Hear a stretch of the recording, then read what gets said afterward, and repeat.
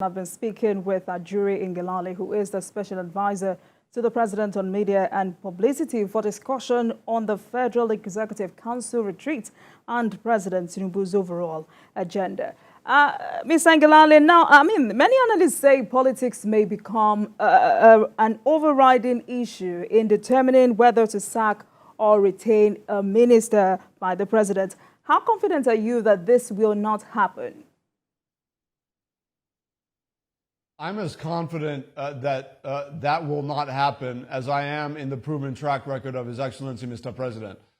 If we were talking about some sort of an administrative novice, somebody who didn't have this large, provable track record of performance and service delivery, effective service delivery, then it would be tempting then to suggest that, this is just pie in the sky talk, in implementation and execution. It's not really going to happen the way they're talking about it.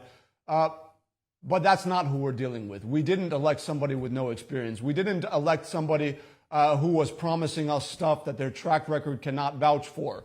We elected someone whose track record proves that what they say moving forward will be done because they've done it before. That is the record of His Excellency, Mr. President. So I happen to have the privilege, of course, of serving in the State House. I interact frequently with His Excellency, Mr. President. This is a man who is totally dispassionate about issues of performance, about issues of effective, qualitative service delivery. You either have it or you don't. You are going to achieve it or you won't. And he said in his speech, and he said it in front of the world, he said, I am determined that we will be successful. And we will be successful. He's not a man who is acquainted very well with failure. This is someone who has won every election he has participated in. Winning is what he knows. Achieving is what he does. Building is who he is, as much as it is what he does. He is a builder. So when you ask the question about whether politics will get involved or whether some of these other factors will come into play, I can tell you that there have been times, and I'm not afraid to say this on national TV, there have been times when somebody, says, hey, there could be a nomination, for example, for the head of an agency. The president is absolutely just detailed about ensuring that anybody he is appointing into a position of authority to deliver a result that he had promised Nigerians during the campaign, that he is going to get the best out of that. There have been so many different instances where he has seen certain CVs and said no. But these are stories that you'll never hear about. The stories that you'll hear about naturally are the ones who are successfully appointed into office. You're not going to hear about the times when he looks at the CVs and he looks at the professional and even public sector track record of certain individuals and says, nope, that's not good enough. And by the way, sometimes those nominations can even come from very powerful people. So if it was about politics, if it was just about, settling some political ally or something along those lines, I can assure you that this administration would not have the kind of brilliant people that we see in people like Dr. Bosun Tijani and many, many others who have proven themselves around the world, who have achieved amazing feats on behalf of our country and our continent. These are individuals who you would not be seeing in government if it was simply a matter of political horse trading. I can assure you. There's a reason why we haven't seen people like that in previous administrations. So that's that. Now, I will say this. On top of the president's scrutiny of those who work within his administration is also the fact that he has absolutely no tolerance for, no patience for, no threshold for failure. He does not tolerate the poor performance in any form or format. I can tell you that even if you are someone who is competent in what you're doing, you know what you're doing a fairly good job generally, and you make a mistake, he'll be patient with you in terms of walking you through and making sure that you don't repeat the same mistake. But if it becomes a trend, he's not going to sit down and accept it because he likes your face. That is not the president we appointed. He's not going to be thinking, oh, well, if I fire this guy, then I'm going to disappoint his wife and his family. He's not going to be thinking about that. He's going to be thinking about 200 million plus Nigerians who gave him an opportunity to serve all of them, and he does not want to disappoint any of them. And the performance of each official of this administration is going to determine whether or not he succeeds in achieving what he promised Nigerians. So it's not personal. It's not about what any political ally will say or will not say. You perform, you stay. You perform, you're encouraged. You don't perform, you get fired. You don't perform, that's the end of at least the professional relationship. You can be friends with the president after he fires you, but you're not going to be serving the Nigerian people if you're not performing on their behalf. All right, then. So let's quickly talk about the renewed hope agenda of the president. How well is this being implemented, and what efforts is the administration making to reduce economic hardship in the country? Well, I think the efforts are pretty well known at this juncture with respect to the 15 million, Nigerians that are ultimate beneficiaries of the conditional cash transfer upscaling that we've just launched through the Minister of Humanitarian Affairs.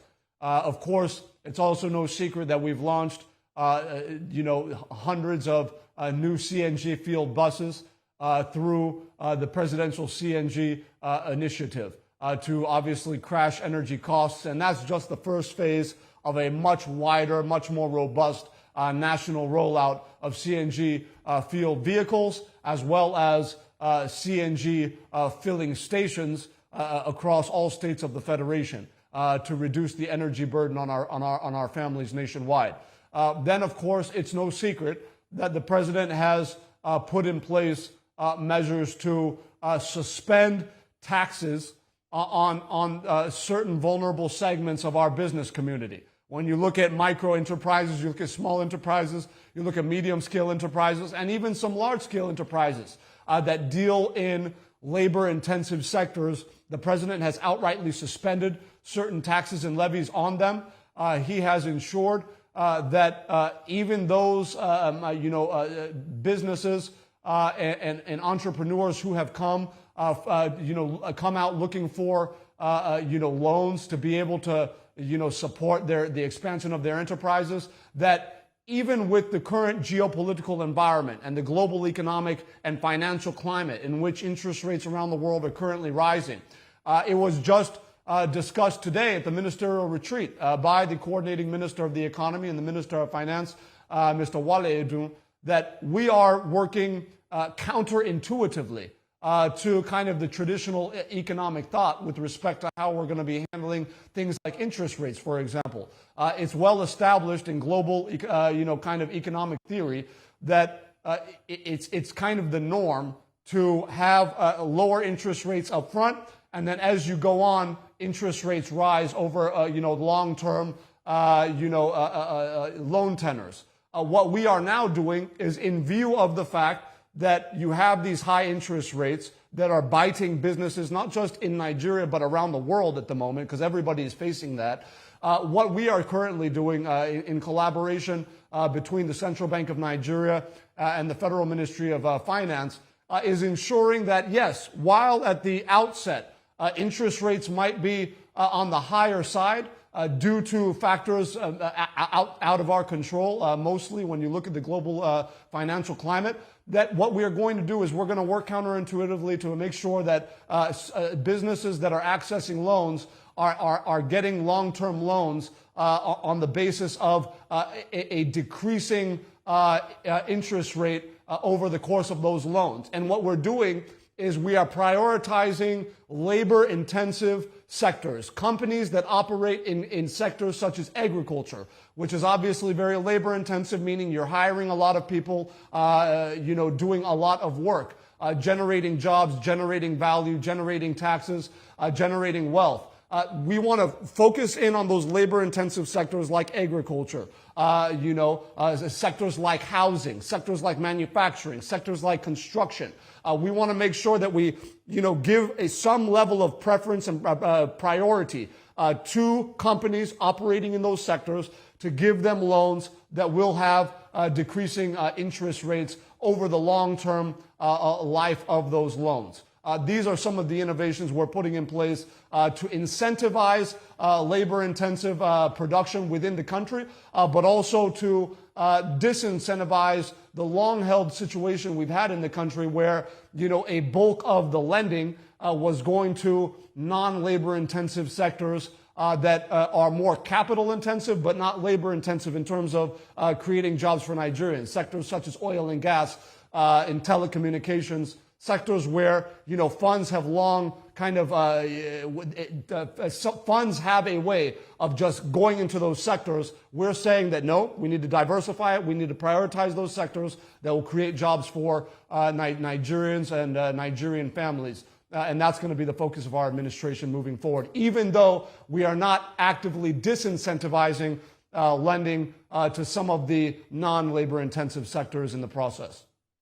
All right. So it's also important to talk about the 2.17 trillion naira supplementary budget passed by the National Assembly. What's in it for Nigerians?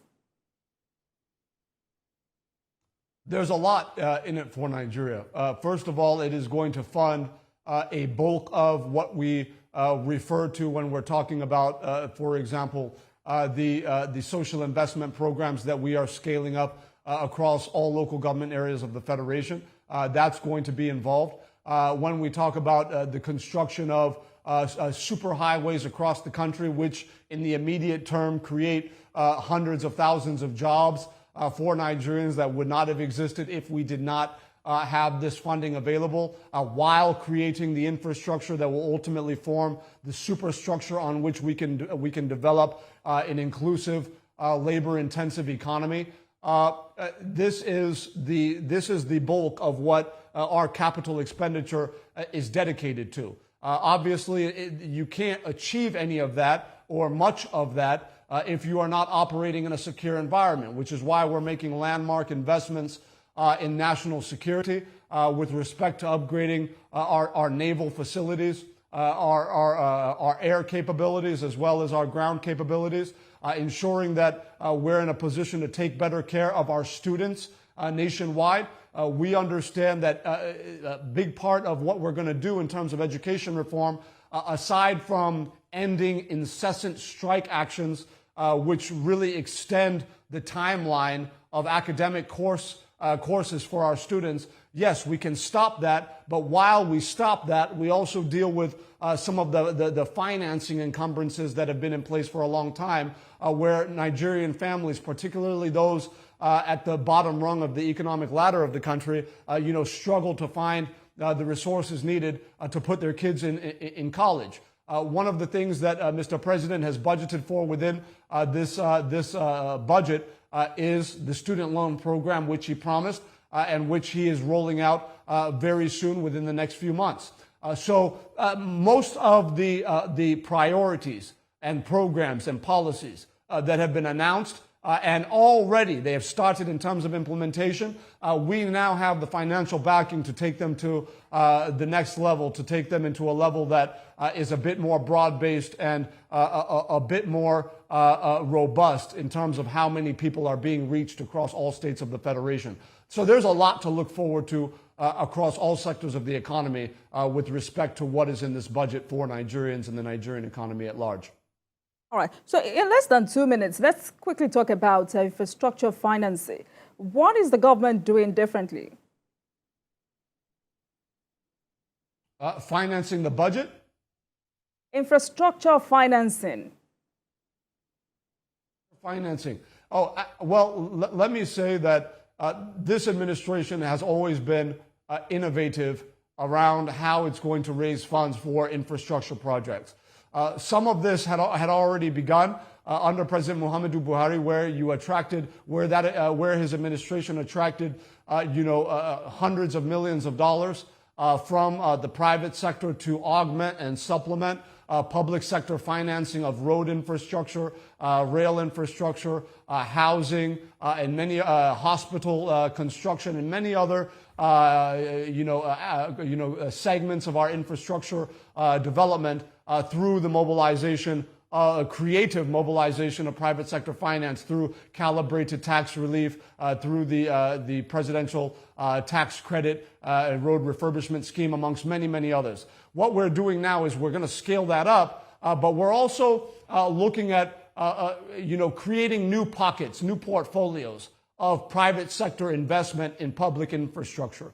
So obviously we're at the takeoff point now in the Highway Development Management Initiative, HDMI, under the Federal Ministry of Works, which involves the mass mobilization of private capital for major whole superhighways, new construction and reconstruction, using cement technology that will double the lifeline of those roads, but by building out, tolling systems that are accountable, that are digital, and that will ensure that all funds being paid into the toll by Nigerians are used 100% for the maintenance of those roads, as well as obviously the profit margins of those who are making the upfront investments in the reconstruction of those roads without any recourse or any involvement of public funds or public sector budgeting. So that's something we're excited about, and we intend to multiply that and replicate that across other sectors of the economy outside of the road sector. So there's really a lot to look forward to with respect to how we're going to attract private sector financing. And I'm not even talking about what we're going to do on a mass scale in terms of enhancing the availability of resources from the bond market, as President Bola Ahmed Tinubu brought into the Nigerian public sector, psychology with what he did as governor. We're going to be able to replicate that on a large scale nationwide as well. There's so many things that we'll be rolling out over the course of the next weeks and months with respect to the mobilization of private sector financing for public infrastructure, in addition to the prudent spending of available public sector finance for public infrastructure. So it's going to be a handshake, and we're going to execute under the very watchful and diligent leadership of His Excellency President Bola Ahmed Tinubu. All right. Ajuri Ngelale, Special Advisor to the President on Media and Publicity. Thank you so much for coming on Politics Tonight. And thank you for always finding time to update us on happenings within the purview of the presidency. Thank you so much. Thank you.